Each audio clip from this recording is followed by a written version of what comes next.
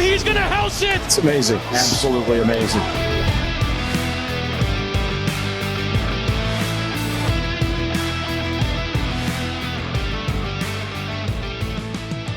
What is going on, everybody, and welcome to another Angle of Pursuit podcast, your fantasy football, sports betting, and NASCAR home here at fakepigskin.com. I am your host, Kyle Robert. You follow me on Twitter at NotoriousKRO.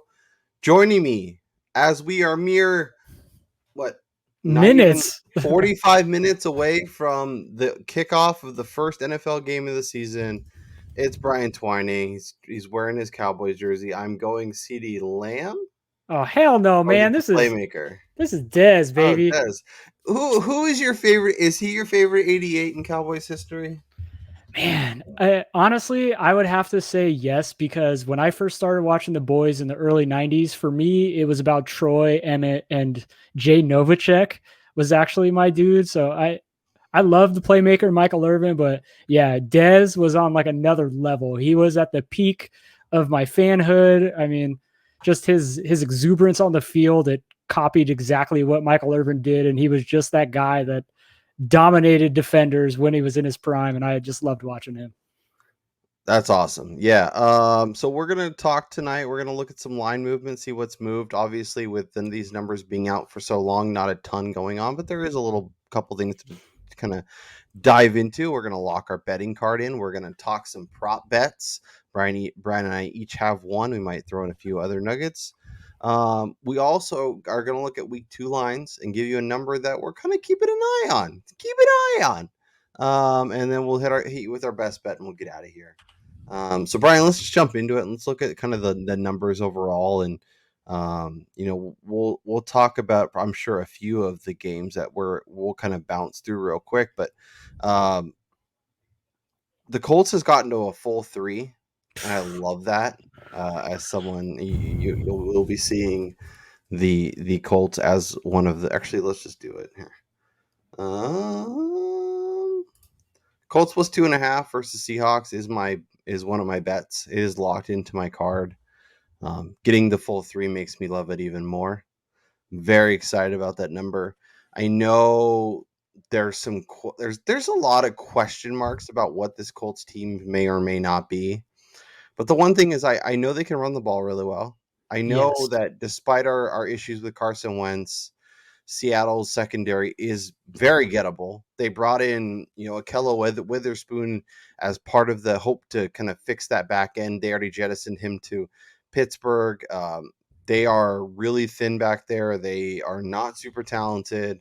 And with Michael Pittman and Paris Campbell and even Zach Pascal, I think the Colts can do enough on both sides of the ball to keep this game close. And if you can get that full 3, I highly suggest it. Yeah, especially with them opening the season at home. Like with fans returning there to Indianapolis, I mean, that place is going to be rocking. Carson Wentz is seemingly at full strength practicing leading up to this game. Their offensive line is coming back to full strength. We'll see what Eric Fisher's status is going into the game, but Quentin Nelson returned to practice. Ryan Kelly returned to practice. So yeah, for me, getting a full field goal at home for a team with a defense as good as theirs is, I'm all over that with Indy. Even at the 2.5, I love the number, and I think that this game's going to be really close. Yeah, as we mentioned on our previous show, there's home dogs barking. Yep, and this is definitely one of those teams that I am going to be targeting. Any other massive line movement you've seen? Anything else? Like, I know we talked New Orleans. Me and you both have it locked in. I can throw that up too because that made both of our cards. Yes, sir. Saints plus 4.5 versus the Packers. That line has come down to, it was 4 most places. Now it's 3.5. 3.5. Yep. With a couple 4s still smattering around out there. I would take it at 4. I'd take it at 3.5 too, I think. Yeah. I think once it gets to a field goal, I might, look to go somewhere else. But I like the Saints team a lot. And I know we have questions about what Jameis Winston may or may not be. But if this offensive line is as good as we expect, if the defense is pretty solid, if Alvin Kamara is an absolute stud, I expect them to be really impactful on both sides of the ball. be really competitive and for this game to be a field goal game either way. Yeah, I think this is another one of those instances where I know they're not playing at the Superdome or whatever the hell it's called, the Mercedes-Benz Dome now, but New Orleans is going to be the clear home team down there in Florida in Jacksonville. They may be banged up slightly in the back end of their defense with Marshawn Lattimore actually being limited in practice today, but I mean, like you said, games are most of the time won in the trenches, and New Orleans' offensive line is probably top 3 in the NFL in terms of protecting the quarterback, creating running room. And they have just one of those dudes on offense that, like a Christian McCaffrey, I mean, Alvin Kamara is going to be able to defeat any defense that goes up against him. So I just think that's going to open it up enough for the Saints to, at least keep this game close. If they wind up not winning, it's going to be within a field goal. Yep. So both Brian and I are on the Saints plus 4.5. That are locked into our betting cards. We could take it at 4. 3.5 is okay. Beyond there, I would probably avoid it. Brian, this is going to sound really stupid, but I kind of like the Giants plus the full 3. They're at home. They're I like the Broncos defense is the best unit on the field, but offenses, I know we have a lot of questions about what Daniel Jones may or may not be, but is he really that much worse than Teddy Bridgewater? If Kenny Golladay is healthy, if Saquon is healthy, this offense has a lot of potential. Now they don't have Ingram. Sterling Shepard hopefully will be out there. Their practice report's looking more like a week 9 practice report, not a week 1. No kidding. So that's not ideal, but I still think it's too many points with the home team. We mentioned it last time, but Jacksonville beat the Colts last year in week 1. Don't go into week 1 with your ideas cemented in stone about what teams are or are not, and weird stuff happens in the first couple weeks of the season. That's where you take advantage, and then you wait for those numbers to swing wildly, and as we head into week 2, and you take advantage of the line movement in favor of the team you like. Yeah, I wanted to hit on that game real quick too, because that's so funny you say that. I actually got the Giants. When was it? I took the Giants a long time ago. I think it was in July. Money line, like plus 110 here. Just thinking. So at the back end of last season, this pass defense was one of the best in the NFL. They're healthy coming into this year. Joe Judge, a disciple of Bill Belichick, they're going to win games with running the ball, or at least try to win games with running the ball and playing really sound defense. And I do think that this is going to be one of those instances and one of those opening week games where the offenses are going to find it really hard to move the ball here. And I think the Giants may even mess around and wind up stealing one against the Broncos team, who over the last 2 weeks has started to pick up steam in terms of, favorable betting market for them, when earlier in the offseason, nobody was talking about them. Yeah, no, I definitely think you can cobble together some nice, like 2 and 3 team parlays. Trying to see what's going on here with this NFL stuff. I was trying to pull up the football lines, but it's showing me just weak odds and betting and like random teams. And well, I know, for instance, one of the ones that we talked about on Monday's recording, Washington is now a 1-point favorite, 1 to 1.5 point favorite in most markets. When they opened up, they were it was like a 1-point dog, maybe a pick 'em when it first started. It got bet up to LA. The Chargers were the favorite, but now the money's coming in on Washington. Yeah, I think like a Giants, Saints, Raiders, I like them a lot. Giants, Saints. I like the Raiders on a teaser more so, because that line is starting to creep down. It's down to 3.5 with the Gus Edwards news, which why does a running back determine that many points in betting? It shouldn't at all. I'm mad that I didn't jump on it when I was talking about it before. So let's run through our betting card, because we're we've talked a bunch of these games, and then we'll hit some other stuff along the way. So we'll do yours first, and we'll start with obviously Saints plus 4.5 versus Green Bay. Yes, Lock it in. All over that. The next one, Carolina minus 4.5 versus the Jets. And it's actually come down to 4 in some spots, so you could even get a bit of a better number if you waited on Carolina. Yeah, I don't see where the money is coming in on the Jets here. The Jets have one of the worst back ends in football. They've gotten rid of it, like their last two top draft picks at corner during this offseason. So they're down to like their third string guy starting here, going up against the likes of Robbie Anderson, DJ Moore, and, Terrence Marshall Jr. Christian McCaffrey's back for this offense. Carolina's offense was one of the worst in the red zone last year. I think that gets fixed after a full offseason, working under Joe Brady and Matt Rule here. I think this is going to be a double-digit win by the Panthers, and any number you can get with Carolina. First half line, I think, is 3 right now. I'm also liking that a lot. But yeah, I don't see the Jets competing in this game very much, at all. Yeah, I mean, upgrading from Adam Gase to literally anyone is a huge upgrade. Exactly. So that gives them a little feather in the cap. The to the line movement talk, 30% of the bets are on the Jets, but 46% of the money per Action Network. So a little in that's what that means exactly. It's hard to say, but they are getting a little bit more money, so that probably is part of why the line is moving the way it is. So we have the Panthers, we have the Saints Packers. We also have a total in this game. Tell everybody about that one.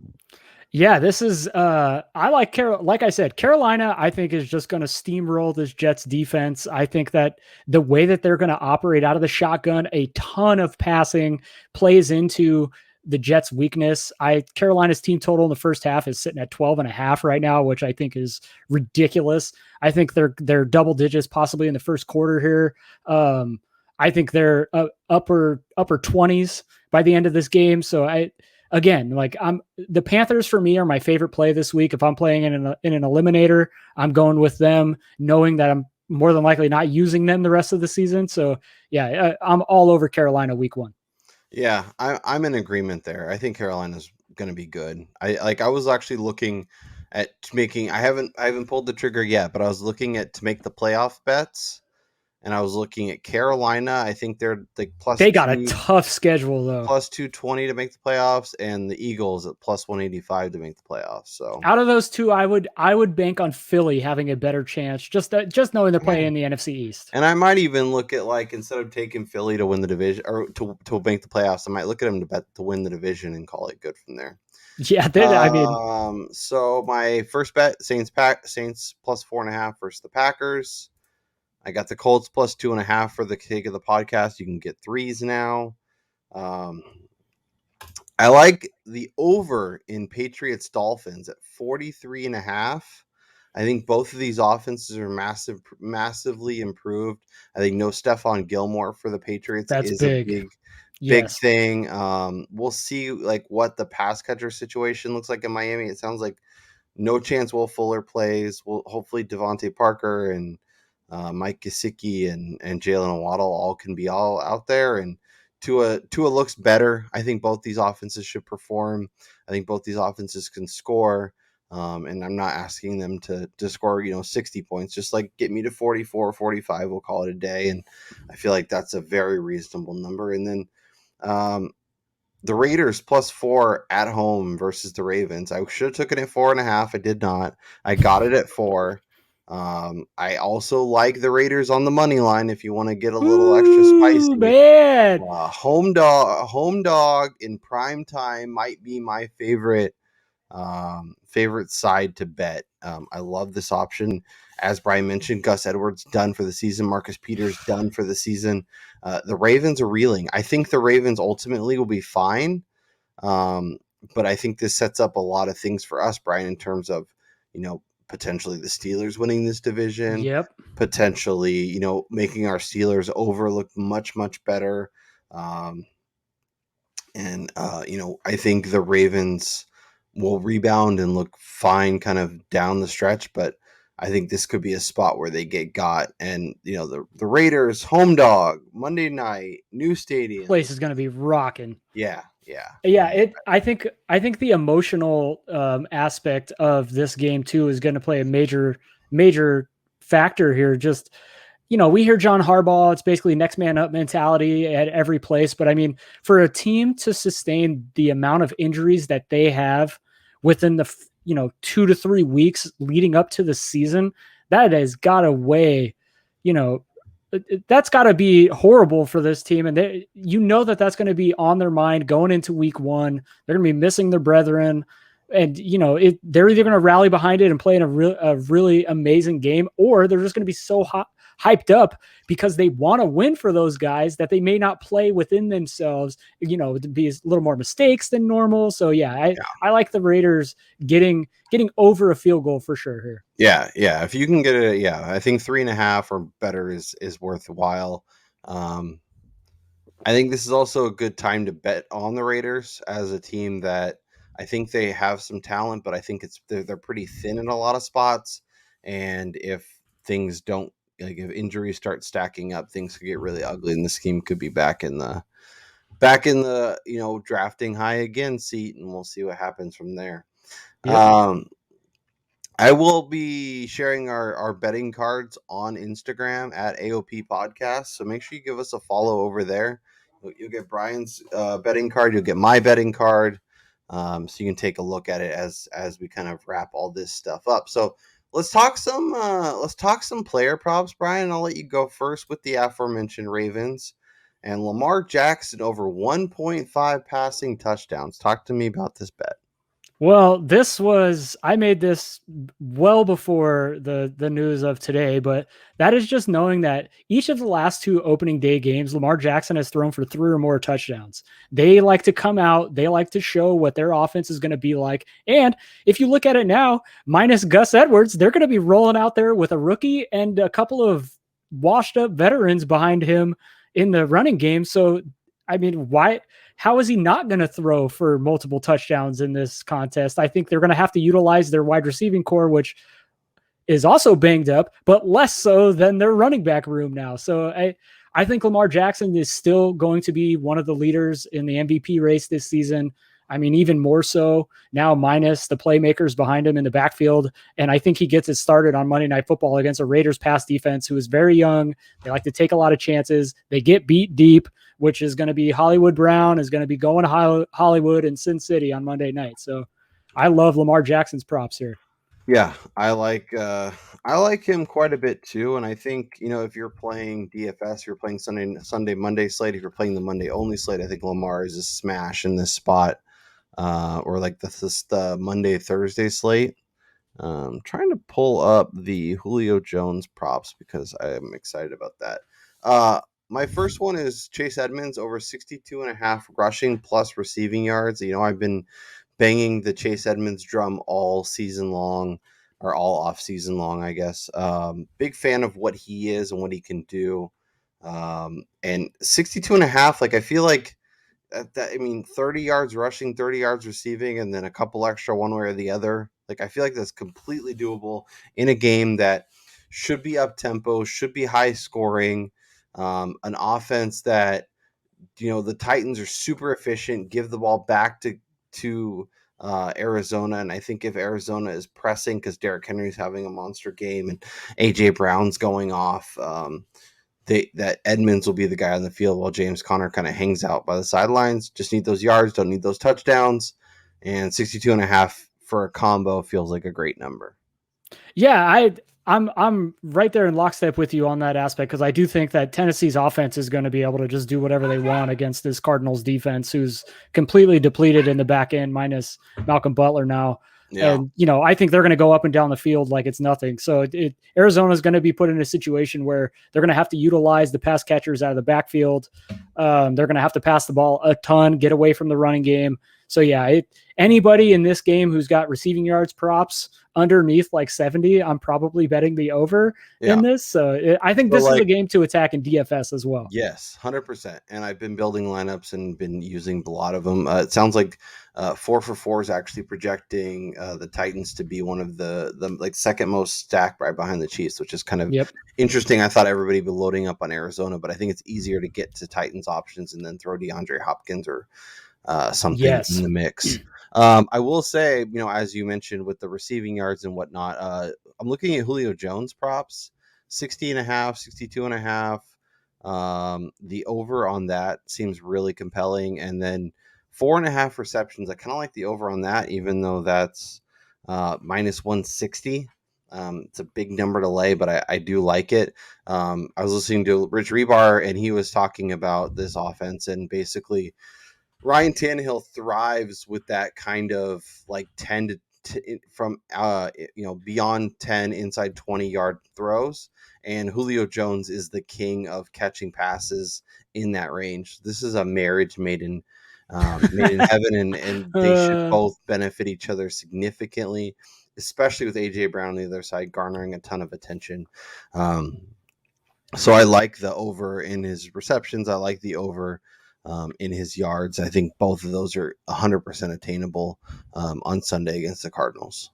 Yeah, like I said, I think the Titans players for me, player prop wise, are probably my favorite guys to attack this weekend. I think they are going to be some of my favorite on a weekly basis. I think you're going to see the pass catchers actually even perform even better this season, and Ryan Tannehill numbers will start to creep up. So right now, getting his like passing props early on in the season are going to be critical to trying to build that bankroll, because as we get it further along and they start to realize, oh crap, Ryan Tannehill is still performing at a top-notch level, they're going to have to up his yardage totals on a weekly basis. Yeah.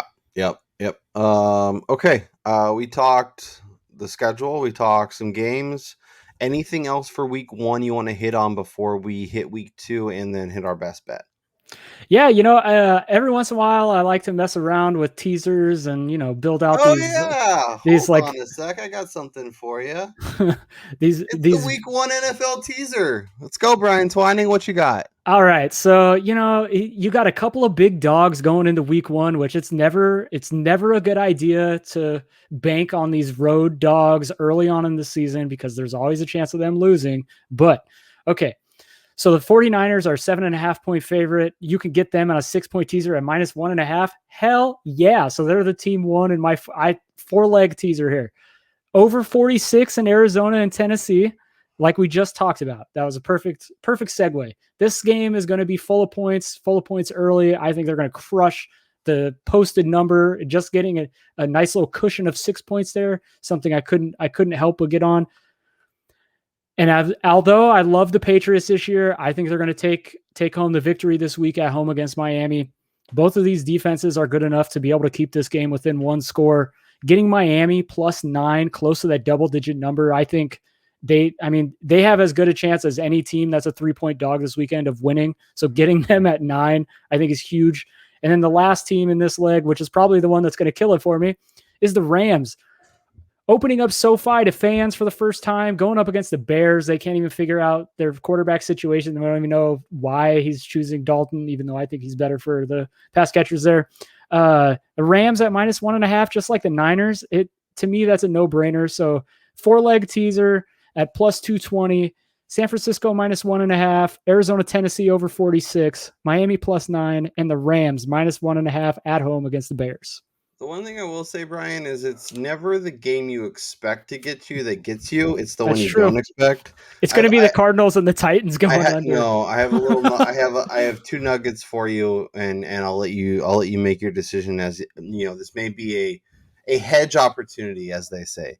San Francisco is the 3rd team in the last 20 seasons to be a favorite of at least 7 points in week 1 after having a losing record the previous year.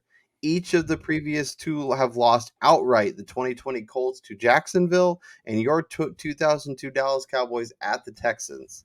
So not only are they not covering, they're not winning on the. And then San Francisco has lost its 5 straight under Kyle Shanahan, who is 7-16-2 as a favorite in the regular season, including 7-1 against the spread, 5-4 outright as a favorite of at least 7 points. No, I'm riding with my picks. All 4 of those are locks. Yeah. They're gonna hit. I will say the Niners are in a very unique situation, just because the reason things all went to hell last year is because they had so much talent, and it just all got injured. You're going into week 1 with a fully loaded roster. A lot of those numbers, although I guess as a favorite, it's not going to really take in the Nick Mullins and CJ Beathard era, but just a little nugget. Do with it what you will. I like to look at different different little just pieces of information and making decisions as I see fit. The Lions are plus 330, just for what it's worth, to win. They just don't have the firepower to keep up with this Niners offense. I think San Francisco, I think Trey Lance is going to be healthy. I think you're going to see the beginnings of what is going to be one of the hardest offenses to game plan for, just with the way they're going to roll out Trey Lance and Garoppolo and with the running backs. I mean, I don't know how people are not in love with Raheem Mostert week one and going forward for the season. It's just, this team is set up to absolutely, truck teams in the running game. You have their players coming out here saying, just wait till you see what our running game is going to look like. So yeah, I think San Francisco is going to surprise some people. Yeah, I will say I'm a big Mostert guy heading in for DFS this week, and I will be using probably far too much of him, but it is interesting, especially with DeAndre Swift being healthy. I think that helps a lot for what they want to do. Let's look at week 2 really quick. There isn't a ton of lines out just because I think there's so much uncertainty and so much stuff going around. I think one of the big games that makes sense to talk about is the Ravens. We had talked about kind of Baltimore hosting the Chiefs as kind of a unique spot where maybe they jump up and get them. It's a 1 point. Ravens are a 1 point underdog right now. If you go to FanDuel, you can get it plus 2.5. So if the Chiefs might be, I can see the Chiefs being a heavily bet team, and that line gets all the way up to maybe 3.5. Yeah, and like you said, the Ravens, people I think are overreacting to the news of Marcus Peters and Gus Edwards, because although Marcus Peters plays a huge role in their defense, they still have Marlon Humphrey and Jimmy Smith, who are both top-notch corners out there. When you have 3 guys, not that you can ever afford to lose somebody to injury, but you can withstand the loss here. One of the lines we talked about with Kansas City really quick. Yeah. Last year they failed to cover all the time. Yeah, they're not a cover team. They like, as long as we get our win, we're good. So if you can get the Ravens at like 3 and then sneak out a win or sneak out a cover, that would be ideal. Yeah, for me, real quick, I'm looking at Tennessee is traveling to Seattle next week. And right now they're 3.5 point dog, 4.5 at a couple of books. With how good their offense is going to be, I know their defense is just going to be probably atrocious. I think our back 4 is going to be a mess. I think it could be a little bit better, but I think our front 7 will actually be really solid. But yes, it's not ideal. But yeah, that game is interesting. Yeah, I think Tennessee could easily keep that within a field goal. And then I'm looking real quick. The other line that I'm looking at that I'm probably going to bet on if I could get it is Denver, 2.5 point favorite on the road in Jacksonville. I'm sorry, but Trevor Lawrence and Urban Meyer and Marvin Jones, they do not all of a sudden make the Jacksonville Jaguars a team to mess with. They are still going to be one of the worst teams in the NFL. Denver, by experts' accounts, going into this week, they're a 3 point favorite on the road in New York, who is a better team than Jacksonville. How are they barely a 3 point favorite on the road against the Jaguars? I'm sorry, but that is a hammer line. So that game and the other game that was really interesting in the same regards is the Chargers-Cowboys. I think I'm going to let the public bet the Cowboys down and then take the Chargers. See, I'm in the exact opposite account. I think the Cowboys get blown out tonight. I think the Chargers look good against Washington, and that line is like 3.5, and I'm betting the Cowboys. And then I think if the Broncos don't look great against the Giants and the Jags get to play the bye week that is the Houston Texans, that line could all of a sudden, we're talking about Jags pick 'em, or maybe the Jags -1, -2, as people kind of hammer Jacksonville.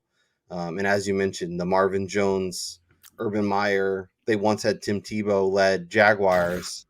I don't know how far I can, how much I can trust them from a week to week perspective, especially against a team like Denver that I think won't beat themselves. They may not be super Yes. explosive, and they may not, be able to put up 50 points every single week. But I think they're between their defense and their running game, and Teddy Bridgewater being conservative with the ball.